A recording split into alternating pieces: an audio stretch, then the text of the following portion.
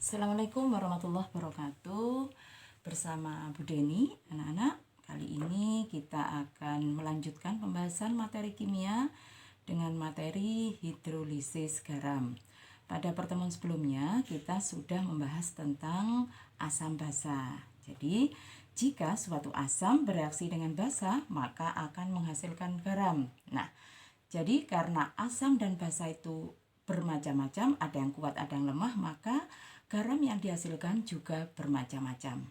Nah, jika garam yang dihasilkan salah satunya berasal dari asam lemah atau basa lemah atau kedua-duanya, maka garam ini akan bisa mengalami reaksi hidrolisis, yaitu reaksi dengan air membentuk kesetimbangan. Nah, untuk jelasnya Ibu sampaikan seperti ini. Hidrolisis garam. Jadi kita langsung menuju ke beberapa macam garam berdasarkan penyusunnya. Yang pertama, garam yang berasal dari asam kuat dan basa kuat. Nah, garam yang berasal dari asam kuat dan basa kuat, dia tidak bisa membentuk kesetimbangan dengan reaksi hidrolisis. Jadi, dia akan menjadi garam yang sifatnya netral karena sama-sama kuat dan tidak mengalami hidrolisis. Tidak mengalami hidrolisis. Nah, sedangkan yang kedua, ini contohnya dulu. Contohnya apa?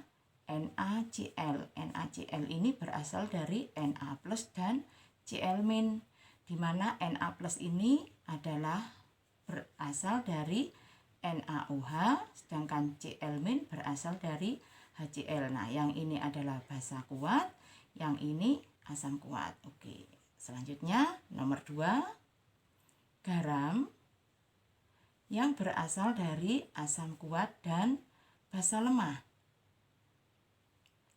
Jika garam ini berasal dari asam kuat dan basa lemah, maka yang lebih kuat adalah asamnya, sehingga pH-nya atau sifatnya dia akan menjadi, karena yang lebih kuat asamnya, dia bersifat asam, garamnya bersifat asam. Nah, di antara dua ini yang basa itu adalah yang berasal dari basa lemah, ini mengalami hidrolisis. Tapi yang berasal dari asam kuat tidak mengalami hidrolisis, maka dia akan mengalami hidrolisis parsial atau hidrolisis sebagian. Ya, contohnya apa? Ini contohnya. Dari asam kuat dan basa lemah. Contohnya NH4Cl. Ini berasal dari NH4+ dan Cl-. Nah, NH4+ ini berasal dari NH4OH, dia merupakan basa lemah. Ini dari HCl merupakan asam kuat. Maka yang lemah ini akan mengalami reaksi hidrolisis. Bagaimana reaksi hidrolisisnya? Ini reaksi dengan air akan jadi karena ini plus, dia akan menangkap OH dari sini, maka menjadi NH4OH plus H+. Nah, karena di sini melepaskan H+, maka dia bersifat asam. Nah, ada kaitannya di sini ya. Kemudian yang ketiga, garam yang berasal dari asam lemah dan basa kuat. Nah, ini yang lebih kuat basanya, maka garam ini nanti akan bersifat basa dan mengalami hidrolisis, karena yang lemah hanya satu, hidrolisisnya sama, hidrolisis parsial atau sebagian. Contohnya apa? Ini contohnya. Contohnya adalah CH3COONA.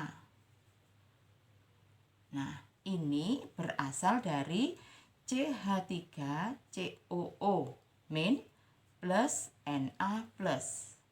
Ini berasal dari CH3COOH atau asam cuka yang sifatnya asam lemah. Sedangkan Na+ berasal dari NaOH yang sifatnya basa kuat. Nah, yang lemah ini akan mengalami hidrolisis atau akan bereaksi dengan air. Mohon maaf ya, reaksi hidrolisisnya adalah reaksi kesetimbangan. Ya.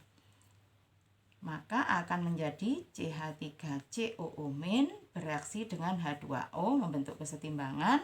Karena ini min, maka dia akan mengikat H+ menjadi CH3COOH, menyisakan ion OH-. Karena dia bisa melepas ion OH-, maka bersifat basa. Dan yang terakhir adalah garam yang berasal dari asam lemah dan basa lemah. Nah, jika asam ini berasal dari garam ini berasal dari dua-duanya lemah, maka sifatnya bergantung harga Ka dan Kb. Jika Ka-nya lebih besar maka bersifat asam, jika Kb-nya lebih besar maka bersifat basa. Nah, dua-duanya lemah maka akan mengalami hidrolisis sempurna atau hidrolisis total. Contohnya apa? Nah, contohnya NH4CN misalnya. Ini berasal atau terionisasi menjadi NH4+ dengan Cn-. Ini berasal dari NH4OH yang merupakan basa lemah, ini dari HCN yang merupakan asam lemah. Maka bagaimana reaksi hidrolisisnya? Reaksi dengan air. Berarti ini NH4+ sama dengan yang di atas, dengan air akan membentuk kesetimbangan NH4OH, dan karena OH-nya sudah diikat, berarti ada melepas H+, satunya Cn- akan bereaksi dengan H2O membentuk HCN dan OH-. Jadi dua-duanya ada, makanya tidak bisa langsung disimpulkan, tapi tergantung pada kekuatan asam basanya, harga Ka dan Kb-nya. Oke, mohon maaf ini saya tulis ya. Ini reaksi hidrolisisnya, ini juga reaksi hidrolisis, ini reaksi hidrolisis. Jadi untuk yang terakhir reaksi hidrolisisnya ada dua, makanya disebut hidrolisis sempurna atau hidrolisis total. Jadi anak-anak, ini cara menentukan sifat garam berdasarkan asam basa penyusunnya, sekaligus menentukan jenis reaksi hidrolisisnya. Dari saya cukup sekian. Assalamualaikum warahmatullahi wabarakatuh.